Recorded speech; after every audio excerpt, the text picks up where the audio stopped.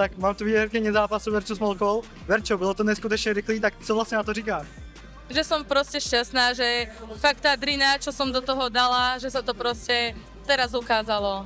A ešte verím, že sa to bude ukazovať, stále som ešte na začiatku mojej kariéry. Byla taktika to rozhodnout takhle rychle, nebo co vlastně byla ta taktika, kterou šla do toho zápasu? Tak taktika bola sa proste nezblázniť, stále robiť jednotky, dvojky a to som aj robila. A potom, keď som videla, že to tam padlo, tak som to už využila.